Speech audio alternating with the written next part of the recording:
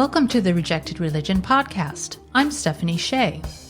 This month's guest is Dr. S. Jonathon O'Donnell, and they're here to discuss their book, Passing Orders, Demonology and Sovereignty in American Spiritual Warfare.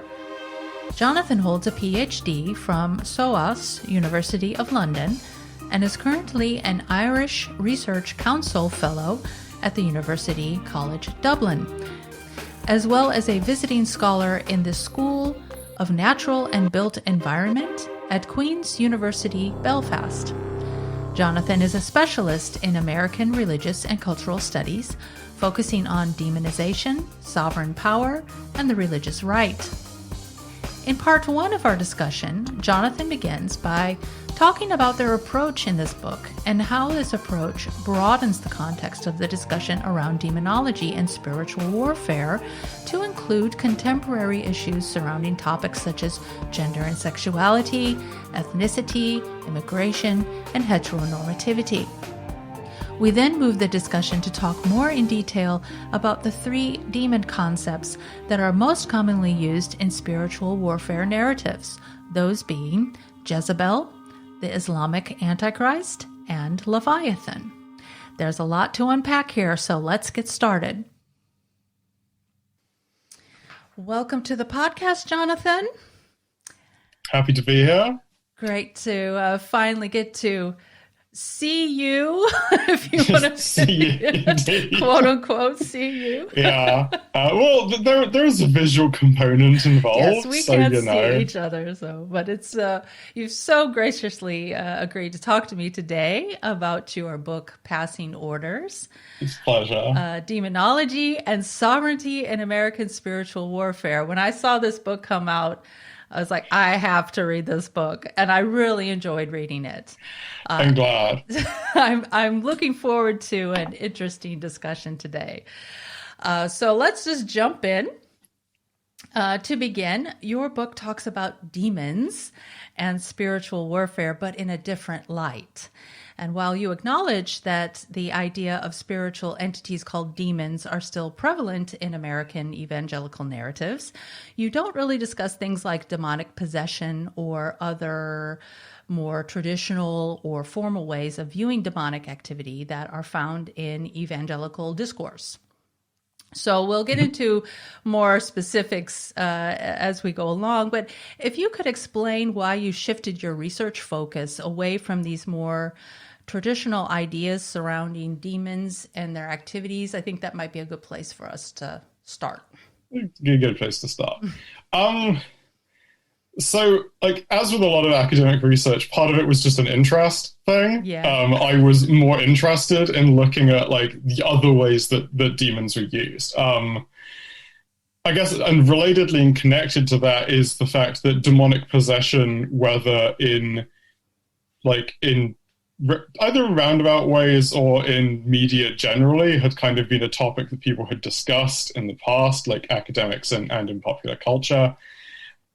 A book on spiritual warfare had come out in 2015 by Sean McLeod titled American Possessions that wasn't specifically about demonic possession, but was about like theorizing possession within spiritual warfare, both in terms of demonic possession, but also more broadly in terms of ownership and like, I guess, property in some ways. So there was an element in which I found that demonic possession had kind of been discussed, at least discussed in the ways that I was interested in talking about it in.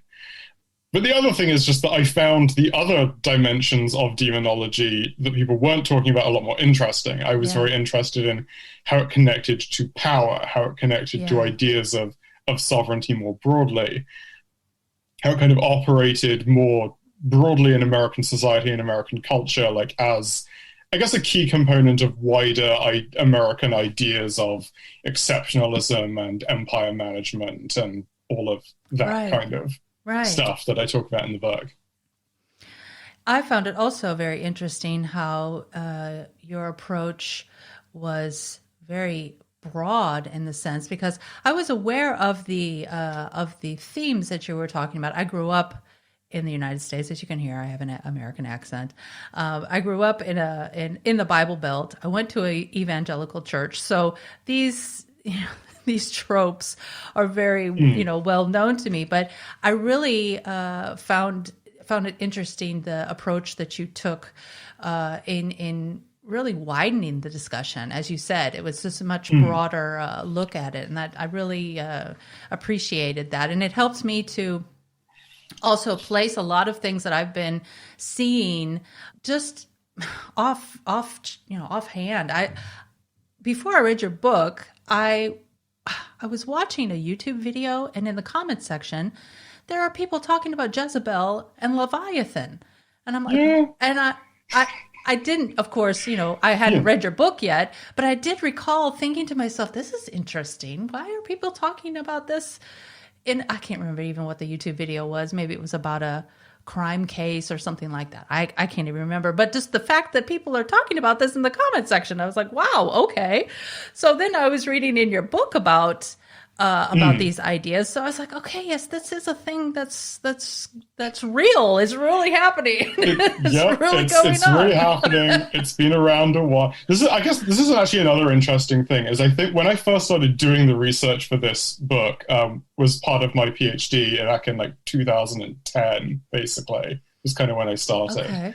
This stuff was all around, but nobody was talking about it. The kind of main, I guess, time frame of my research is primarily the post 9/11 era, but with a bit of the kind of post Cold War, like late Cold War period as part of the backstory. And there was a lot of focus in scholarship after the start of the War on Terror, like about apocalypticism, about the rise of kind of evangelical right, about sometimes with narratives like if demons were discussed, there was maybe Satan or maybe the Antichrist, but like occasionally Babylon. But there was no real sense of this kind of plurality of demonic figures and demonic characters that were kind of circulating like within evangelical movements. There was no sense of demonology like as an active discourse or practice within these evangelical communities. Right. And if there was, it was very not secularized, but like the specifics of it were not gone into. It was just kind of called on broadly as like, yeah, they talk about demons. It's to do with like othering and like the demonization of various others. And then it was kind of left at that. There was no like look at it more specifically. Right. But when I was reading, like, because I read about 200 to 300 spiritual warfare manuals in the course of researching this book. About 100 of them are cited in the book, but I read about 300 in total, somewhere between 200 and 300. And one of the things when I was reading them is like, okay, the scholarship is talking about Satan, but Satan doesn't really even appear in most of these, like, or he appears like tangentially as a kind of like overlord figure who exists so like over there in the distance. Like like the figures they're talking about are Leviathan, are Jezebel, are Baal, are the spirit of perversion or the spirit of anger, or like and these kind of more like, I guess, portfolio based like demonic entities that are just like the spirit of insert negative thing here. But like that sense of this kind of active, like incredibly kind of powerful, active, like demonic reality that was kind of underpinning everything was just not something that the scholarship was discussing. And that kind of ties back, I guess, into your earlier question, like, why did I decide to focus on this rather than specifically like demonic possession, which tends to be fairly individual in the way that it's framed, although not like when you actually put it in like a broader context, it's not individual, but like it's often framed in that way. It's like this person was possessed or this group of people were possessed.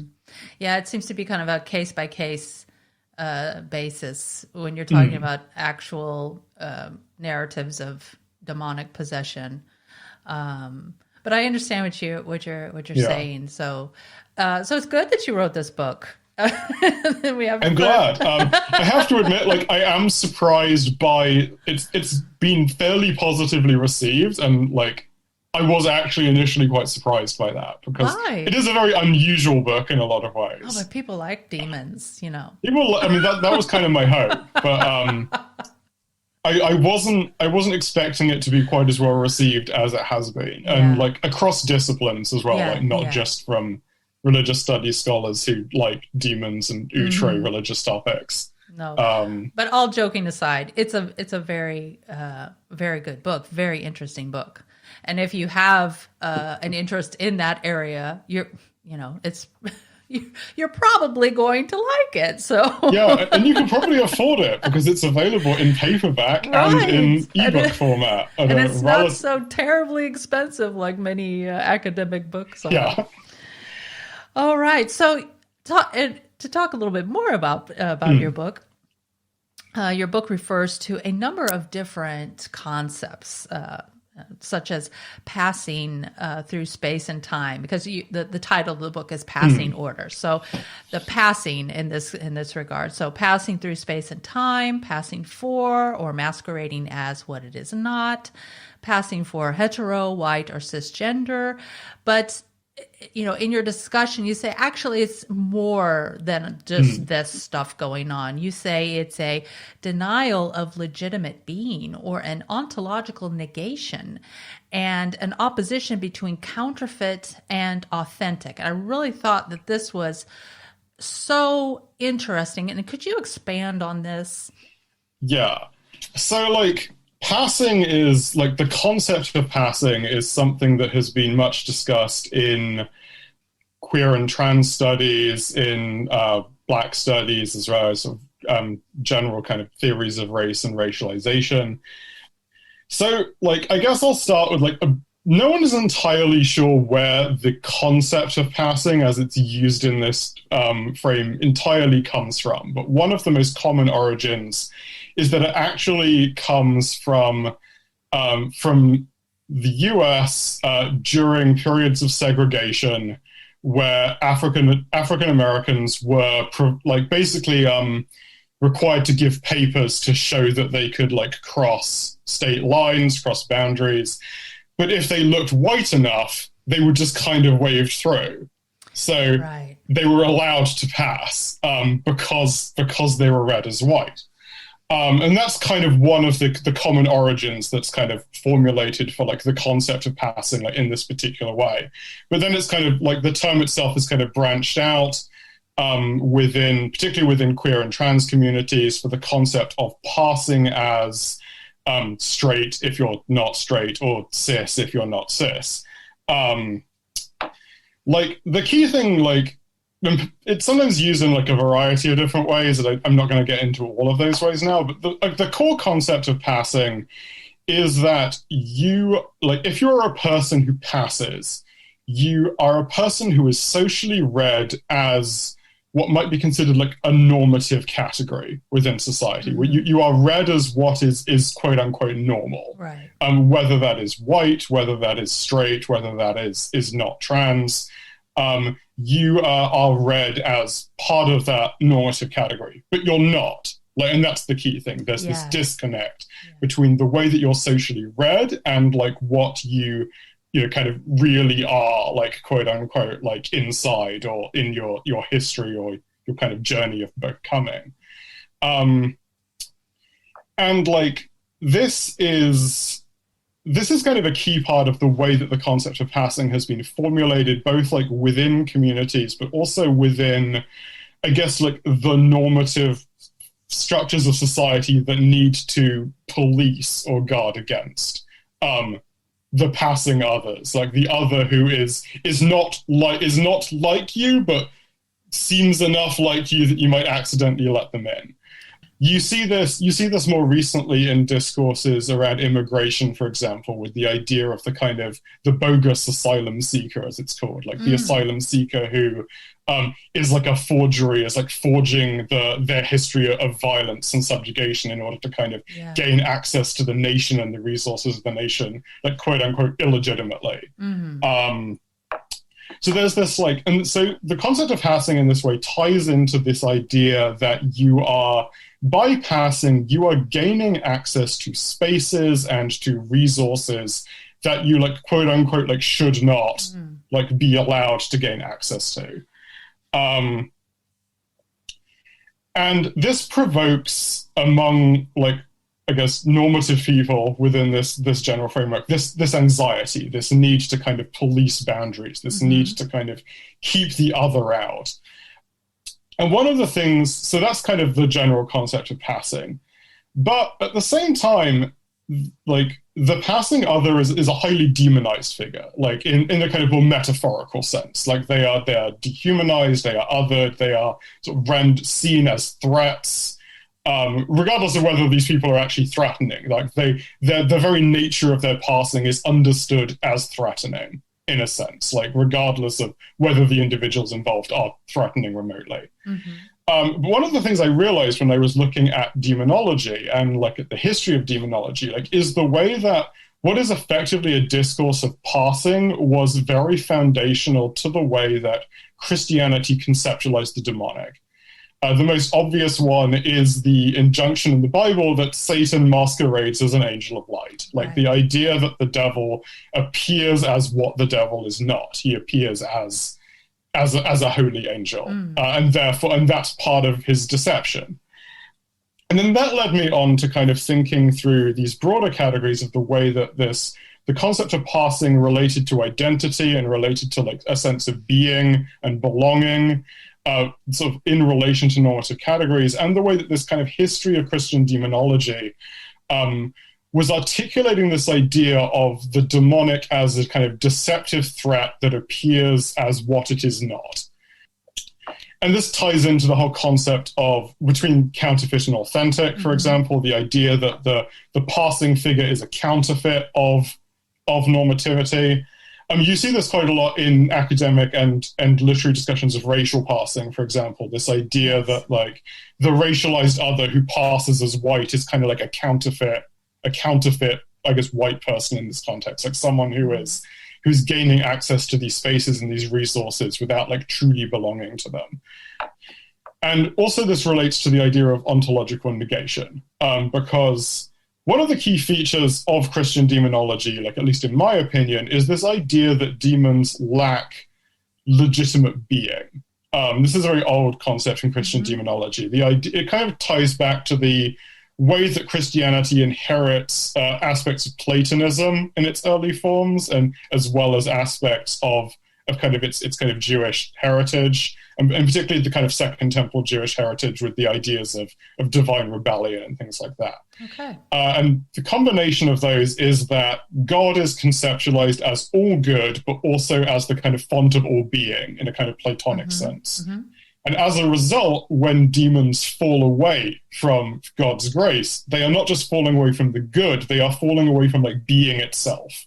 Like they lose this sense of having a legitimate ontological substance that is very close and analogous in many ways to the way that people who pass are seen as like having this, like they don't have the like ontological substance of whatever the normative category is. They just appear like they do, but they lack it intrinsically.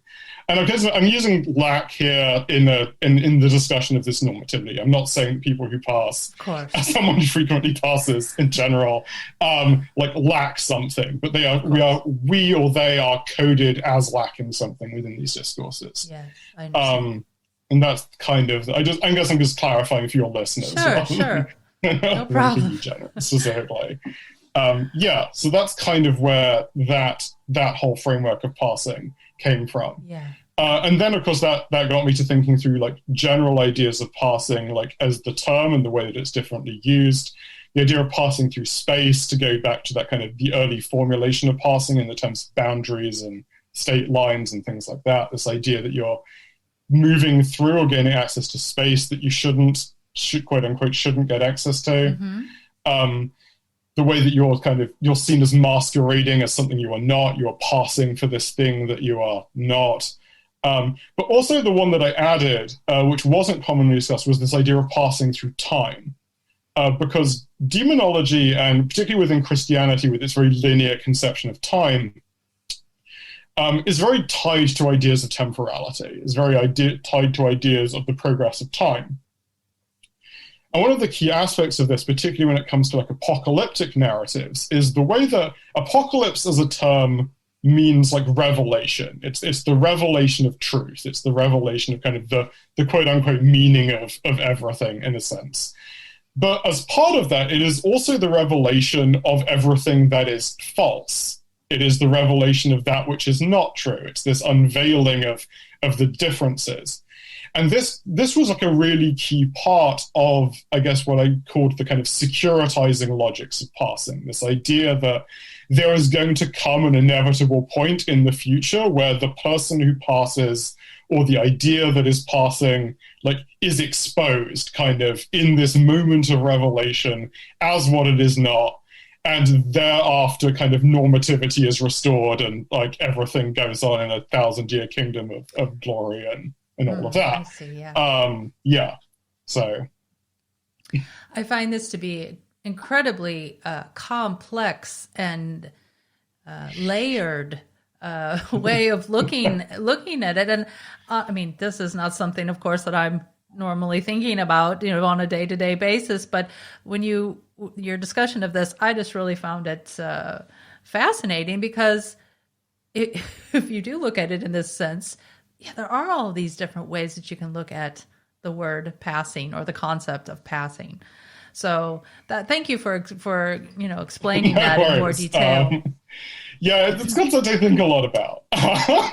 But it's an important discussion, and it applies to a lot of real time, real world events and scenarios and situations that people find themselves in. And they might not be able to articulate that as you have, but it's the feeling is there all the same. So I think that's really important to point all of that out, and then placing the demon in that discussion as well as another example of this happening. So, but talking about this, as you mentioned, the interrelation between demonology and demonization. You talk about how this leads to the demonization of groups of people and how they can be seen as being afflicted or affiliated with demons. And these people can be found in your discussion within 3 concepts that are associated with the power struggle contained within this larger narrative of spiritual warfare and sovereignty. And the concepts that, of course, are in the book that are discussed are, one is Jezebel, the second is Islamic Antichrist, and the third is Leviathan.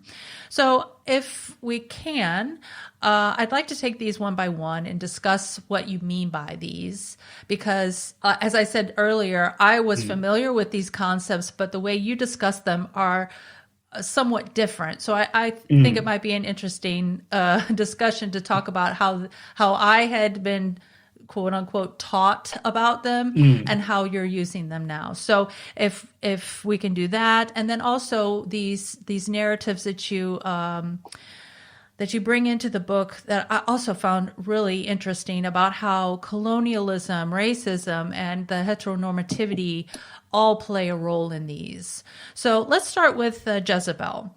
This was, of course, associated with loose women, drinking, drugs, and sex. That's the way the Jezebel was talked about, in when I was growing up. But you've expanded this to include witchcraft, but also queerness and transgender. So if you could talk more about that. Nice. Okay. So Jezebel is a figure I always keep coming back to, and like partly because I'm going to use she for Jezebel because Jezebel is very, very, very female coded in these discourses. I'll talk a little bit about Jezebel's very unique relationship to gender within these discourses in a bit. So Jezebel is a figure who crops up probably the most, I would say, of like any specific demonic figure in spiritual warfare texts. Like of all of them, I'd say like Jezebel appears in the most texts. Even in texts that aren't about her, she tends to turn up periodically, like just to be like, hey, I'm still here doing my thing. Yeah. I've seen some people compare her to basically just being like a female Satan in these discourses. And like, I think there is some truth to that in the sense that she almost has the same kind of ubiquity or like, and is seen as being behind everything in a similar way. Yeah. So one of the things that I did in the book, and I kind of did this for all the figures, so I'll talk about it a bit more generally, is that I read a whole bunch of these books and I tried to map out how specific figures are being used in different but connected ways across like different texts by people who may not even be aware of each other, let alone actually, like some of them do know each other. Some of them like operate in the same speaking circuits and like missionary networks and, or general organizations. But most of the people I talk about in the book don't really know each other, or like they know each other only tangentially. And yet, at the same time, they were articulating very, very similar concepts in a lot of their work. And so, like, what I tried to do was kind of, okay, what are these concepts? Like, how is this the figure of Jezebel being used? And I came to see Jezebel eventually as a figure who represented the breakdown of the kind of quote-unquote proper boundaries around things, like specifically. These boundaries were like quite multiple. So on the one hand, you had a kind of more personal boundary. So you have drugs, alcohol, like abusive interpersonal relationships, things like that. Things on that level that Jezebel, where the kind of you're breaking down like the kind of sanctity of your body, or you're breaking down like the proper relationship between people in the kind of situations of abuse. I mean, obviously, this also then extended into evangelical framings of things like homosexuality or like being trans, being transgender, where you're seen as kind of defiling or changing the proper relationship with the body that God has given you. So that's the kind of you sort of have that level, but you also have these like slightly larger dynamics at play, like with sort of. Actually, no, it's like, because that kind of ties into the interpersonal, because you have, like, say, church groups or organizations that are, like, seen as not functioning properly and not having the proper relationship between things that is then kind of framed through this kind of Jezebel, as the kind of actions of this Jezebel spirit. And then you have the kind of the more macro or kind of higher level things where you start dealing with like things like the nation or like these kind of wider political sentiments where Jezebel is like breaking down like national boundaries through like transnationalism, but also things like the international drug trade and things like that to tie back to the drug. But there's this idea of kind of transnational mobility that Jezebel is behind. Also, you have the kind of the larger political concerns around sort of reproductive rights and LGBT rights that are seen as kind of violating these like proper boundaries around like the family and the nation and the church community, like the church's spiritual family. Yeah. So kind of taken collectively, like Jezebel came to represent this kind of this breakdown of like the like normative relationships between bodies within evangelical discourse. But this ties into witchcraft, because witchcraft is Jezebel is very highly associated with witchcraft in a lot of the texts that I read. And the way that witchcraft works in like a lot of these discourses is as this way of kind of infiltrating or like breaking down the kind of proper boundaries between things, like both through like explicit, I guess you might call them spells, or like this kind of this way of like using magic, but also in the sense that like the magic, the witch, I won't call it magic, I'll call it witchcraft, because like I think it's a specific term that's used in this context, is also seen as this almost this force that like demons generally and Jezebel specifically just kind of emits by being in a space, that kind of saturates the environment and kind of, I guess, defiles it in a very specific way, but in a way that is often very related to discourses of power. So, for example, there is a incident that I talk about in the book that one of the authors called Sandy Fried like relates in one of her books, where she's in church, she's co-pastor of this church with her husband, And this woman stands up and starts like speaking. I'm not so sure of probably speaking in tongues. It's slightly unclear in the text, but starts kind of prophesying. And like Freed has this kind of visceral, like recoiling reaction to this woman's preaching. And is like, this woman is like working through a Jezebel spirit. Like, this is an impure message. You never hear what the message is in this book. Like the content of the message is never related, but it's framed through this narrative of this woman's kind of trying to seize illegitimate authority through channeling this Jezebel spirit. And then ultimately what happens is like her husband like snatches the microphone away from this woman and quote unquote restores godly authority. But so like, because the content of the woman's message is never relayed, like you just have this one-sided narrative where essentially like the authority of the Freeds has been challenged by this woman in some way or by this woman's message. And then they kind of have to restore their own authority to kind of reassert the kind of normative structure of their church. And eventually the woman is kind of kicked out. And then it talks about how she like wanders from church to church, like because Jezebel can never find a place to belong or whatever. Right. But basically you have this idea that like Jezebel is disruptive of these kind of proper like normative relationships with power and with bodies and with the nation. But key to that and key to witchcraft and key to how I talk about Jezebel is witchcraft is not just used in this disruptive way, it's also used to conceptualize like non-evangelical forms of like religious practice.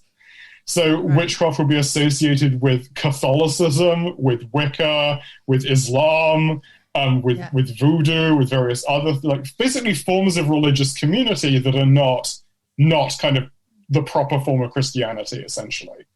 But what this means is that witchcraft is not simply disruptive, it also fosters community, but it fosters communities that are quote unquote like against like what they've seen as kind of the normative order of the family and the church and the nation.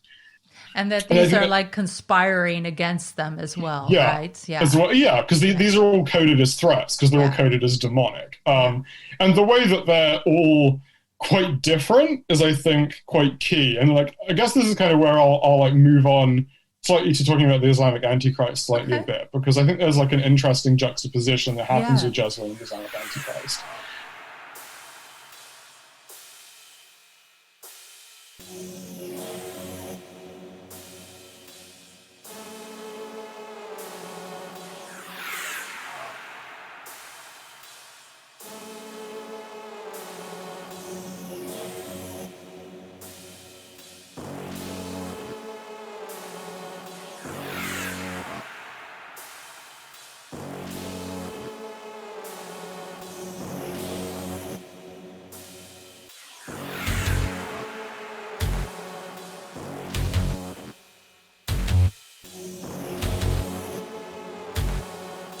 So the most obvious one is that both, like, I guess to frame this, like, so the Antichrist is in general is a figure who kind of turns up in a lot of these texts, and like the idea of the Antichrist spirit specifically, rather than like only like the Antichrist as a figure who is kind of supposed to come in the apocalypse, is this idea of the Antichrist spirit that's kind of working with the Jezebel spirit and with the Leviathan spirit and with various other spirits kind of in the background, like against American society, essentially. And I focus specifically on the Islamic Antichrist because partly for reasons of scope, like talking about the Antichrist more broadly is just kind of enormous, but also because there was a kind of surge in evangelical literature about the Antichrist as Muslim, starting in the 90s, but then especially kind of in the post 9/11 era. Exactly. But like, one of the key things that you notice between Jezebel and the Islamic Antichrist is that the types of like society that they are associated with are quite radically different in a lot of ways. So like Jezebel is kind of the archetypal figure of the demonized feminine. Like she's breaking down boundaries, she's like she's like a force of globalization and like the dissolution of national boundaries, the dissolution of like the normative boundaries of the family. She's like supporting like gay rights and abortion and trans rights, and she's kind of creating this kind of gender fluid, queer, like global system. The Islamic Antichrist, by contrast, is associated with this kind of model of kind of hyper-masculine, like Muslim masculinity that's like often demonized in kind of reactionary narratives. Like, not just in evangelical right, but in the kind of, if you look at the reactionary right more broadly now, there's often this kind of demonized figure of like the Muslim man as this kind of hyper-virile, like violent kind of patriarchal figure who's going to kind of come in and like, you know, defeat the kind of feminized Western man and take all of the Western women for himself.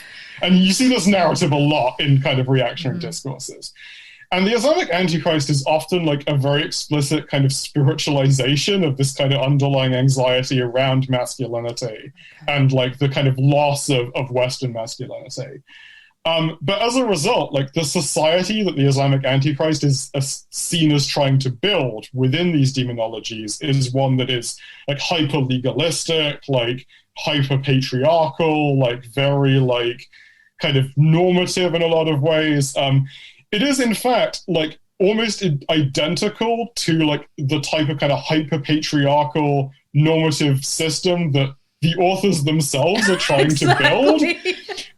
But it is quote unquote Muslim rather than Christian, and therefore evil. Right. But like effectively, it's almost identical. Yeah. And I think this is really interesting because a lot of these people know very little or almost nothing about Islam, and like their image of Islam is essentially this kind of abject mirror of like the society that they themselves are trying to build, but like quote unquote like wrong in some way. Like, and specifically in this idea of like of its core being Muslim and therefore demonic and therefore illegitimate, which kind of, I guess, ties back to the notion of passing that I was talking about earlier. Like, this society is in every respect like the exact society they want, but like its core is somehow like wrong or different or like askew, and that kind of destabilizes and delegitimizes like the whole project. So in the chapter, I talk about the Islamic Antichrist in like a number of different ways. I talk about, I'm going to go with him because the Islamic Antichrist is hyper male in a lot of these discourses. Well, like, yeah, it's kind of weird because they talk about Islam as if it is an agential force that does things, which ties into the kind of the demonology broadly. So they'll talk about the spirit of Islam, and the spirit of Islam like is an agent that acts in the world, like to these people. I'm curious. Okay. But like, or like a set of spirits that act in the world, which kind of is like, sometimes these spirits are like multiple spirits that are all kind of working together, like in collision, rather than specific individuals. It varies by the text. Okay. But so the Islamic Antichrist is really interesting because on the one hand, like he is this kind of hyper masculine, like figure of kind of this sort of abject, threatening masculinity that comes from outside. It's like foreign, it's other, it's coming to kind of destabilize and take over like usually America, but like the West more broadly a lot of the time. Yeah. But on the other hand, there's this there are these really interesting elements to Islamic Antichrist discourse that I draw out in the chapter, related to colonialism and imperialism, and like in terms of the American kind of domestic sphere, like kind of racial prejudice and like carcerality, and the kind of particularly around like African Americans and the kind of subjugation of African Americans within contemporary American society. So, for example, authors will talk about the spirit of Islam as this demonic force that's kind of rising in the Middle East, but then they'll be like, okay, but why is it rising in the Middle East? And then they'll talk about like the history of European colonialism and like American intervention in the region, like causing this destabilization. And so you have this really interesting dichotomy where like the spirit of Islam is both evil, but also like completely justified in what it's doing. Which is this really interesting, like slightly bizarre, like undercurrent of these discourses, where it's like, yeah, it's kind of all entirely our fault, but also this is bad and therefore we need to defeat it. And this isn't always the case. So you have a lot of American authors who obviously have had probably never met a Muslim in their lives, to be honest. Or at least you get that impression. And what they tend to do is they will strategically quote from the Quran or like the Hadith or from various Islamist political authors. And they're usually always the same quotes. They're probably all getting them from the same places. And they'll use this as kind of like, oh, I have insight into Islam due to these like textual sources that I've gathered. And like, I'll build my argument kind of around that. But you also have a subset of other authors that either like are ex-Muslims who converted to evangelical Christianity, or they grew up in Muslim majority countries like Egypt, or they like did extensive missionary work in Muslim countries. And in their works, you have this much more granular, like interesting, like somewhat more nuanced approach. Like, and those are the texts where the kind of where colonialism and imperialism like tend to feature most heavily, because they're more aware like of the on the ground realities, I guess, of like why, say, anti-Americanism is like a prominent discourse in all of these countries. Like they know why anti-Americanism is a thing. It's not just like this kind of because they hate us and they hate our freedoms kind of narrative that you get in some of the other texts. But at the same time, they're operating within this evangelical worldview in which like this has to be evil. Like it can't be like even just a different religious system. It has to be like some kind of diabolic scheme or diabolical plot in a very literal sense. So you have this narrative in which, like the spirit of Islam is empowered due to like Western violence and Western aggression and is therefore justified, but also is bad and we need to like get rid of it and police it. So you have that. And this then feeds back into a lot of the domestic discourse, like the discourse kind of US domestic policy, particularly around kind of race and police violence and police brutality and things like that.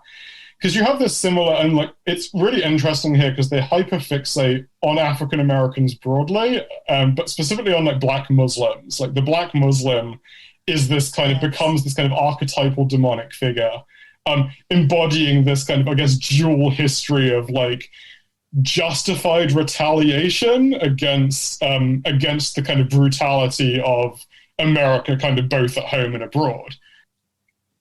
So there's this constant anxiety of, like, say, like the amount of African Americans that are apparently converting to Islam, for example, like that comes up. Like we're losing Black people and the Black church to this force, this kind of demonic force that's infiltrating the US. Yeah.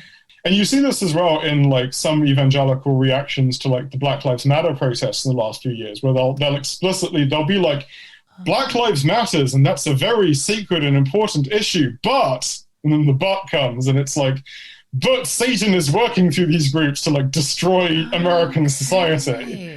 So there's this kind of dual, like, the anger is justified, but also it's demonic, and we need to kind of get rid of it and subjugate it, because it's this threat to this kind of image of America as this kind of white Christian nationalist kind of specifically evangelical kind of heartland, which ties into that discourse of American exceptionalism. Like, America can't be wrong, it can't be bad, but like at the same time, it's the producer of these kind of patterns of historic and contemporary violence that have like justifiable repercussions, like, and reactions from people. So I kind of weave together all of these weird threads like throughout that chapter and end up talking about like the way that the Islamic Antichrist comes to figure this kind of shadow self of kind of American, like, messianic imperialism, essentially, like, of America as a Christian nation. It's this kind of like, it's this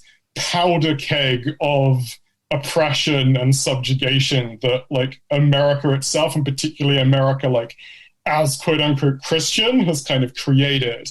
And therefore the Antichrist, like, is this doppelganger, or this double of the American Christ, of the American Jesus, like as this kind of imperialistic, like, white nationalistic kind of figure that is kind of seen as kind of rising up to destroy, like, real, quote unquote, real America, but like also kind of justifiably.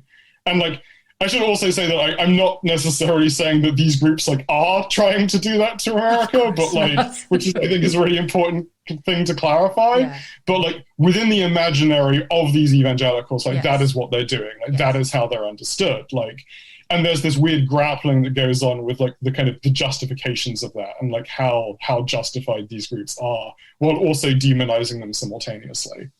I see. This is very fascinating to me because it's not just a discussion about terrorism.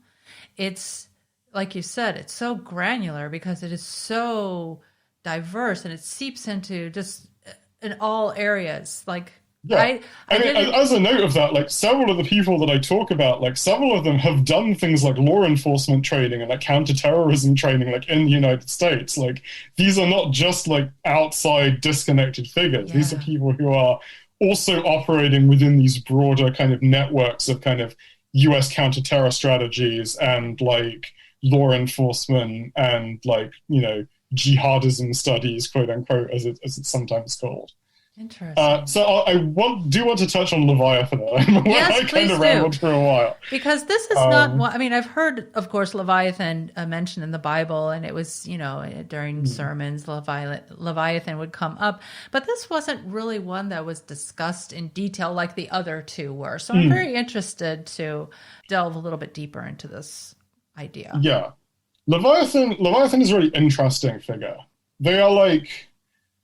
They're this really interesting figure, like in a lot of Christian history, because in the Bible they change gender a lot in different translations. Like sometimes Leviathan is female, sometimes Leviathan is male.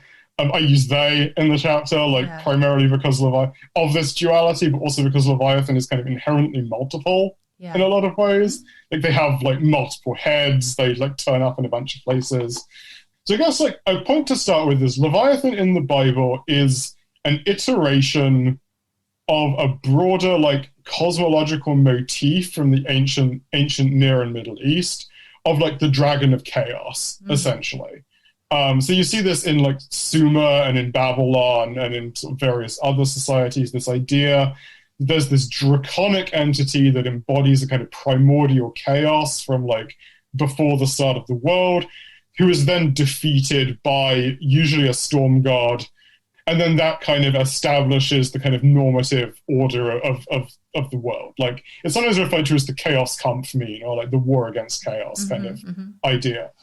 And Leviathan in the Bible is a very explicit, I think, like cultural reference to that broader idea. I'm not saying Leviathan is like a copy of that. It's more that these ideas were just common ideas in the society in which like the Hebrews were writing and kind of working. So this was an obvious motif that they're going to work with. There are some more interesting specific ones, like the word that's the deep in the Genesis creation narrative, like it's like tehom.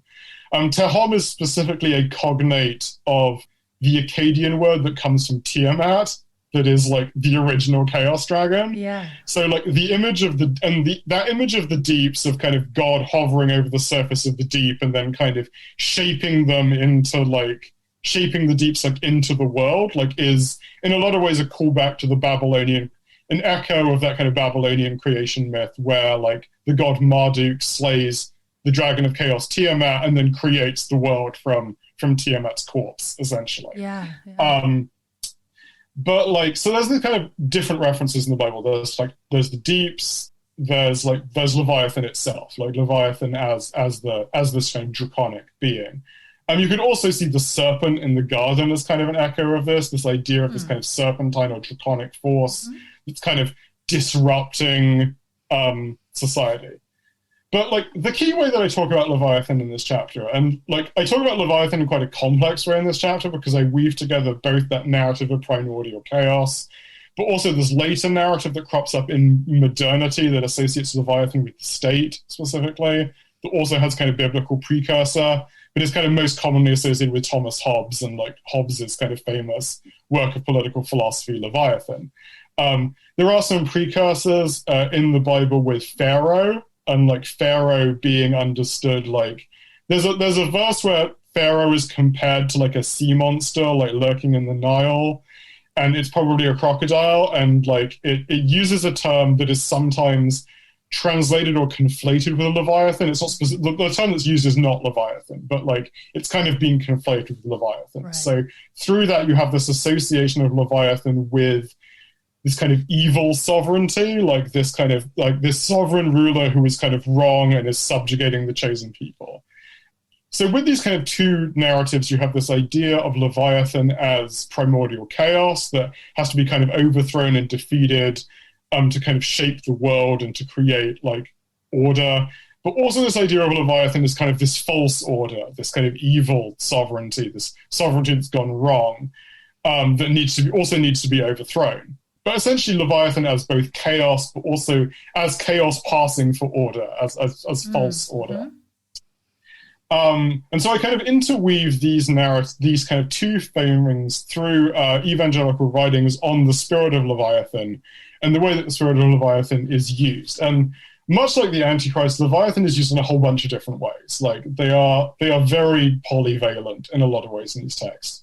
They're commonly associated with pride, with various other negative emotions. But in the book, I focus specifically on like what groups of people are Leviathan associated with, like in the narratives that I was coming across. And I focus primarily on two. One are like socialists, I guess, like not really socialists, but like the right-wing like fantasy of socialists, I guess. Okay. The other one is kind of indigenous peoples, or like particularly kind of often Mesoamerican cultures, but also kind of North American like Native American cultures as well. And I'll kind of talk about these, I guess, consecutively. So Leviathan as a spirit, I noticed, started gaining a lot more traction over the last kind of 10 years, like within evangelical circles. Like I've noticed this kind of growth in texts that were talking about Leviathan. And a lot of references to Leviathan in association with things like Occupy Wall Street, for example, and other grassroots movements, this idea of this kind of subversive, demonic, chaotic force that's kind of bubbling up within US society that comes to be associated with this kind of specter of socialism. And I say specter because they often also include like billionaires and like this idea of like, I mean, you see this a lot on the right, this idea of kind of people like George Soros, for example, and like this idea of these kind of liberal billionaires that are like, that are secretly communists and are trying to overthrow American society. And that's very much part of the way that Leviathan is coded. So like, when I talk about socialism with Leviathan, I'm more talking about like, it does include like actual socialist groups, but it also includes this kind of fantasy of socialism that exists kind of in the conservative, like far right imaginary. So on that sense, like, and this was really interesting to me because it ties into a lot of the kind of conservative and evangelical narratives around things like the Cold War and the end of the Cold War and like the end of history, this idea of the kind of triumph of neoliberalism, but also the triumph of kind of, I guess, normative American society, like over its kind of demonic others. The Soviet Union being very obviously coded as demonic, like explicitly and implicitly. So looking at this, Leviathan came to kind of frame this sense of this chaos that had been defeated, in this case the Soviet Union and the idea of socialism, that was continuing to kind of bubble up and return, like this kind of return of history after the end of history, like the return of the repressed in a very like specific like sense. This thing that had been conquered and that should have been over, much like the deeps were kind of conquered at the beginning of time, and yet continually to kind of resurge and infiltrate and kind of disrupt the kind of harmonious functioning of like society. And you see this with like the figure of Leviathan and the kind of draconic figure in the Bible more generally. Like you have the snake in Eden kind of disrupting Eden. You have the figure of Leviathan itself. You have the dragon in Revelation, these kind of echoes of this kind of chaotic, draconic serpentine entity that's kind of representative of chaos. The other aspect is I often saw Leviathan associated with indigenous traditions, like often specifically Mesoamerican ones. So like they often hyperfixate on like Aztec or like Inca kind of traditions, particularly the idea of the winged serpent, but also the idea of the serpent mound in North. I can't remember specifically which state the serpent mound is in, but like that came up a lot. There was this common idea of like unnamed like Native American tribes worshipping the crocodile.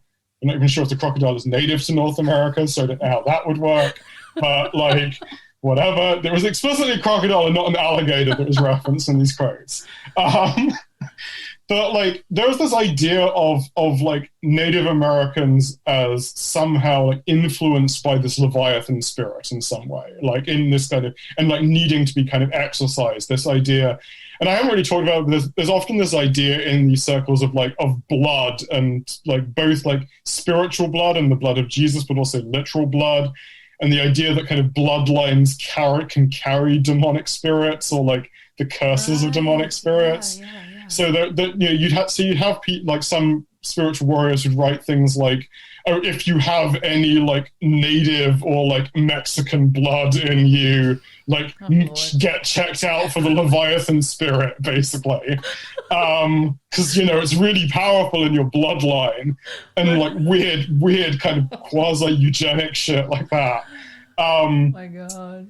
But like. As a result, but that got me thinking about, say, Leviathan is the symbol of chaos, but the symbol of chaos that keeps returning, that keeps coming back. So how is this idea figuring in here? And that got me to thinking about things like the US settler state and settler colonialism more broadly in the US. And the way that, and this is something that's talked about heavily in indigenous studies and kind of Native American studies, this idea of like, of the native or the indigenous person, like indigenous culture, as something that is historic and is over and has kind of been superseded, but that is also still around. Like, there are still native people. They are fighting for their rights. They are active. They are campaigning. They are thriving and living like in the settler state. Yeah. But this is also like an unpleasant reminder of the history. And so Leviathan in this context like comes to represent this kind of like the way that this project of the American settler state specifically, like, has not succeeded. Like, it's still incomplete. It's still this, much like the vanquishing of socialism, like at the end of the Cold War.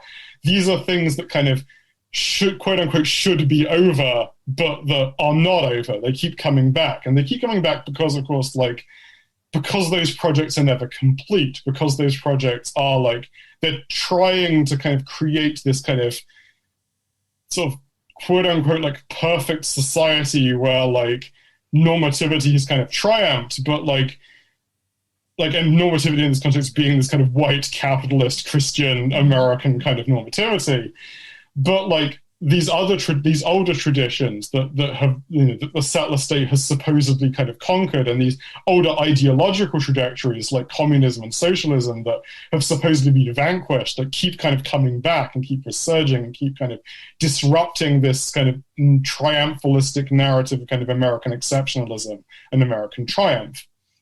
And this ties heavily into the apocalypse, which I kind of wanted to touch on, to go back to the kind of narrative of passing in time that I talked about earlier.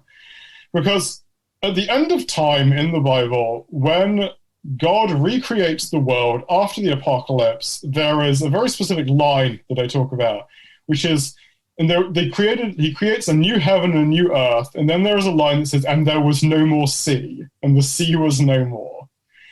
So apparently there's no sea in this post-apocalyptic world. But of course, whether there's a literal sea is up for debate, but like the point is that the sea was this image of primordial chaos. The idea that there is no more sea after the apocalypse is this idea that kind of chaos has kind of, this oceanic chaos has finally and ultimately kind of been assimilated, been vanquished, been kind of overcome.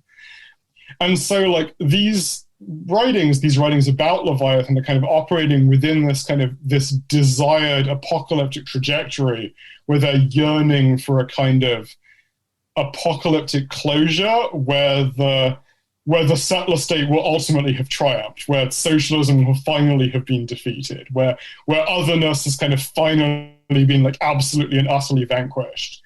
And I think this is really important because it's not like, it's very easy, I think, to read some of these things and think like, the legacy of slavery like also comes into this in a way that I don't really have time to get into today. But this idea of kind of the crimes of America like continue to haunt it, essentially, continue to kind of disrupt its narrative of perfection, its teleology. And it's important to recognize that like the idea that and the sea will be no more is not a fantasy of like reconciliation or like the the idea that kind of the wrongs and the harms of these things will finally have been kind of overcome. It's not an idea that like, it's not an idea of restitution or of the wrongs of slavery and the wrongs of settler colonialism being addressed. It's like, it's the historical violences kind of finally being erased, essentially, to the point where like they don't have to think about them anymore. Like it's just like, oh, that's finally done. We can move on in our glorious 1,000-year kingdom now. We don't have to think about that anymore.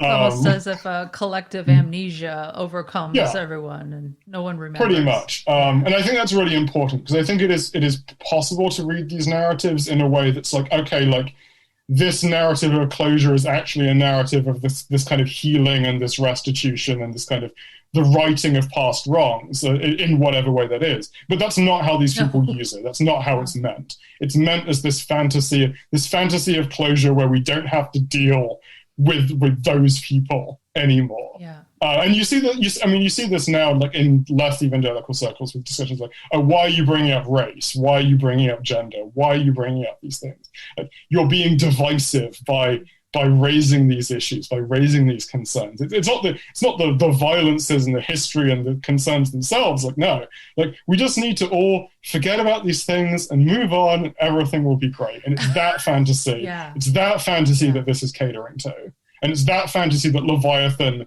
disrupts, and that like people framed as with the Leviathan spirit disrupt because they're operating out of quote unquote pride. They're operating out of like divisiveness. Because Leviathan is also associated with divisiveness because they have a bunch of heads. So the bunch of heads becomes this image of division and divisiveness. But it's the divisiveness of like raising structural concerns, not addressing structural concerns. Yeah.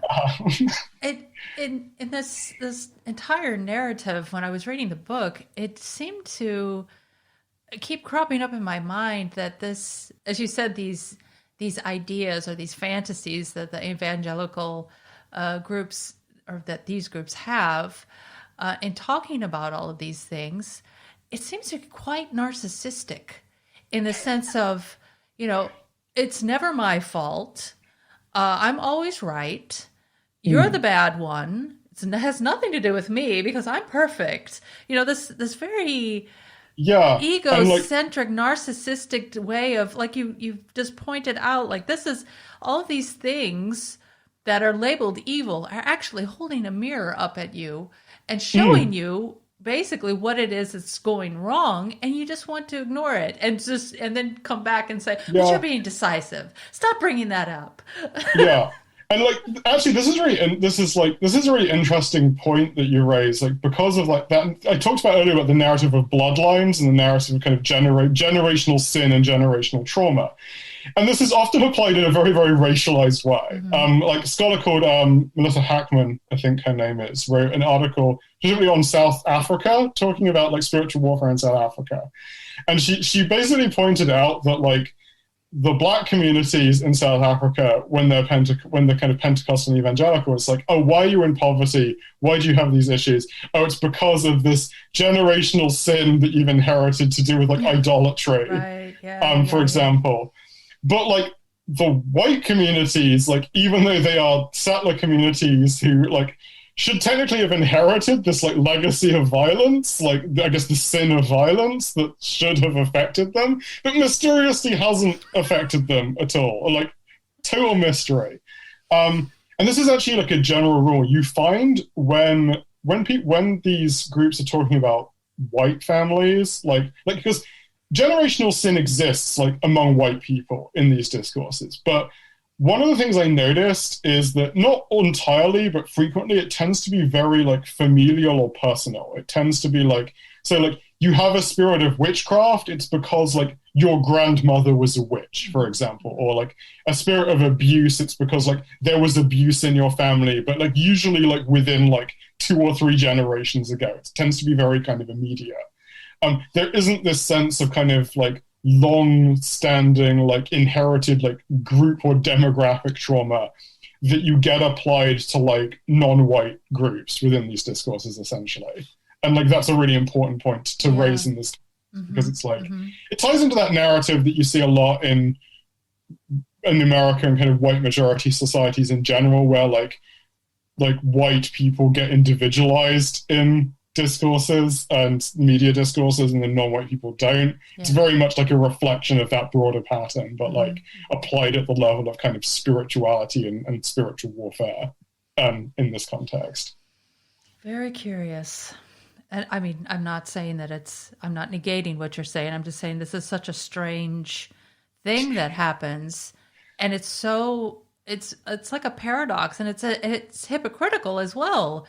And yet there's like these blinders on. Yeah, well, it's hypocritical, but like it cleaves to like broader social patterns, and that means that it's like it's naturalized for them. It's natural for people to think in this way, because like that is in a lot of ways the way that society more broadly like frames these things, and therefore like it doesn't occur to them to really interrogate those dynamics in a particularly close way.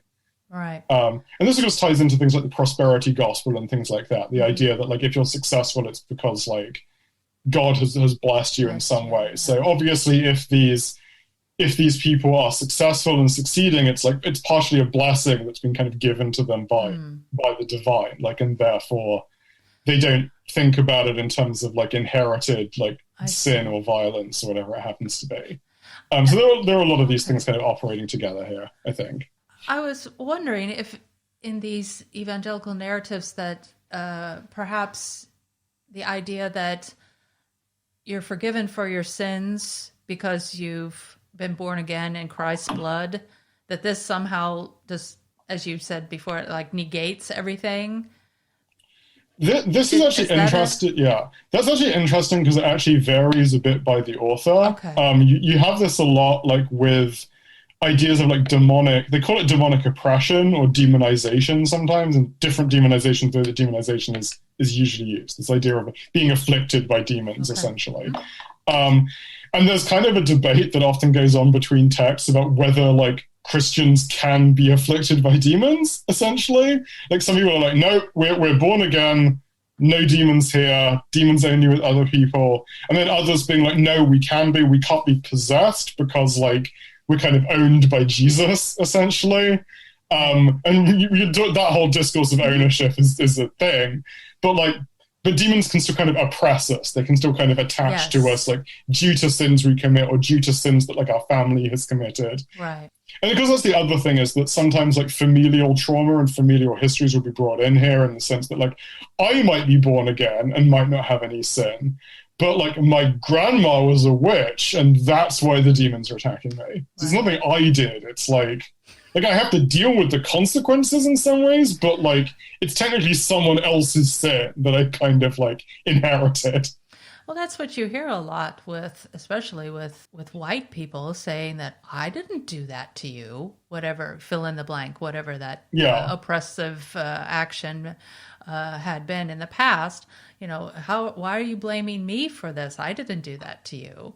And that to me, that just seems like that very narrow-minded way of, or actually reactionary type of attitude, not really looking at the bigger picture. However, I was just wondering, because when I grew up, it was the narrative that, yes, we were washed in the blood of Jesus and we were protected by Jesus. However, the demons are always going to attack you and they're never going to stop. They're relentless. So you always have to be vigilant. And if you slip up, then you're vulnerable. So in that sense, but I was just wondering if there were other discourses that kind of just took all responsibility away from you. Like, you know, you're good to go. You're born again. You believe in Jesus. They do exist. I would say that like your experience like is the far more like standard one in most of these discourses. Like I think initially there was more of the other one, maybe like back in the early 90s and stuff. But then it kind of, as time went on, like you got more texts being like, no, like this is But even by the late 90s, you just had a lot of texts being like, no, like demons can still get to us. It's a thing. Like you can't just be like, nope, I'm fine now. Right. Well, I did come across some people who did make claims of not being susceptible to any form of sin ever again. Once you are born again, then that's it. You can do whatever you want. It doesn't matter if it's a criminal act or a morally